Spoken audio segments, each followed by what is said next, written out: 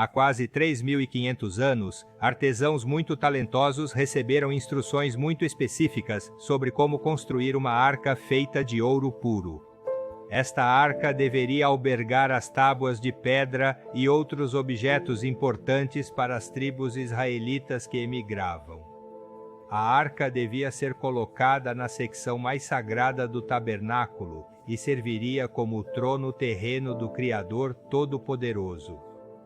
Todos os aspectos da arca e os elementos circundantes que foram fabricados para o tabernáculo foram desenhados com base na visão e no padrão que foram mostrados a Moisés. Embora por um breve período a arca tenha sido roubada pelos filisteus, durante mais de 800 anos esteve na posse e sob a guarda do sacerdócio levítico.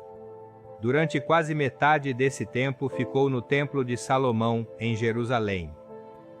Contudo, no século V a.C., a cidade, os seus habitantes e a região vizinha foram levados cativos pelo rei babilônico Nabucodonosor, e da arca não se soube mais nada registro bíblico do seu paradeiro.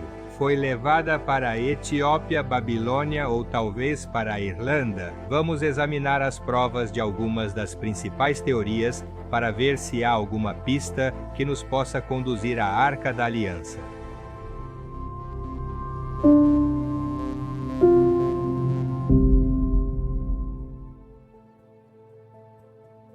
Durante séculos, os cristãos etíopes afirmaram ter a arca numa pequena igreja na cidade setentrional de Aksum. Quando a rainha de Sabá visitou Jerusalém durante o reinado de Salomão, surgiu uma lenda de um romance efêmero entre estes dois governantes, o que teve como resultado um filho ilegítimo chamado Menelik I. As crônicas etíopes, o Quebra-Nagás, Glória dos Reis, descrevem os filhos dos nobres de Israel juntamente com alguns membros do sacerdócio, levando a arca secretamente de volta para a Etiópia com Menelik I.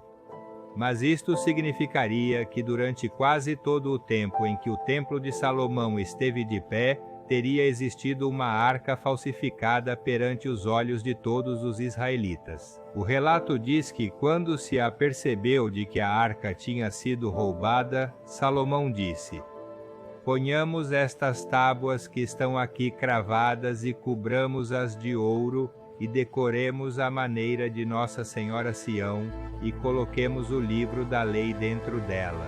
Vemos que este relato do século XIV, depois de Cristo, está repleto de veneração à Virgem Mãe, chegando mesmo a referir-se à arca como Nossa Senhora Sião. A data recente do texto, o estilo da sua redação e as suas afirmações ousadas demonstram que é uma teoria que nada tem a ver com a realidade. Quando os babilônios se apoderaram de Jerusalém, retiraram os objetos do templo e levaram-nos para a Babilônia. Lemos no livro de Daniel que o rei Belsazar mandou que trouxessem os vasos de ouro e prata que Nabucodonosor, seu pai, tinha trazido do templo de Jerusalém.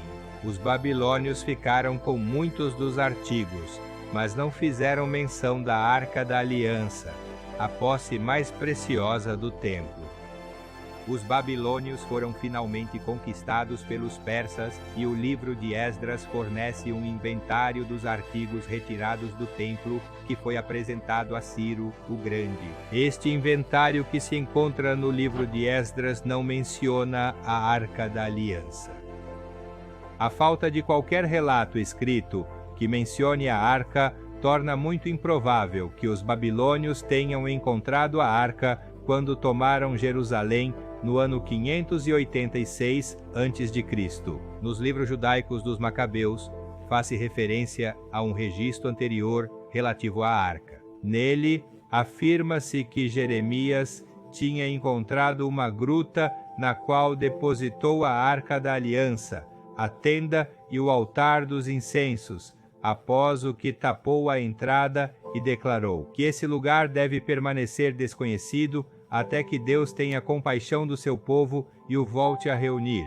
Isso está em 2 Macabeus 2, 5 a 7. Outros historiadores, como F., R. A. Glover aludiram à possibilidade de que as tábuas de pedra contidas na arca tivessem sido levadas para a Irlanda por Jeremias, a quem frequentemente se associa um rei irlandês chamado Ollam Folla, e utilizadas para estabelecer a linhagem de David na colina de Tara, ou Torá, de onde afirma que procede a palavra.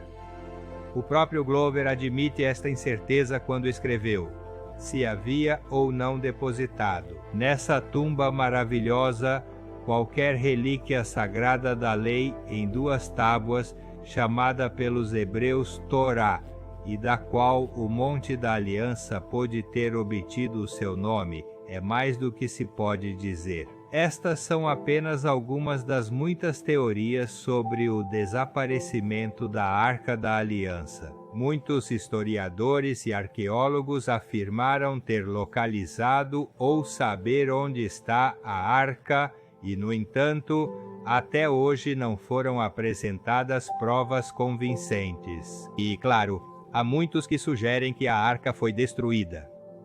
Se acredita numa teoria ou fonte mais credível que nos ajude a conhecer o destino da Arca, por favor, comente abaixo.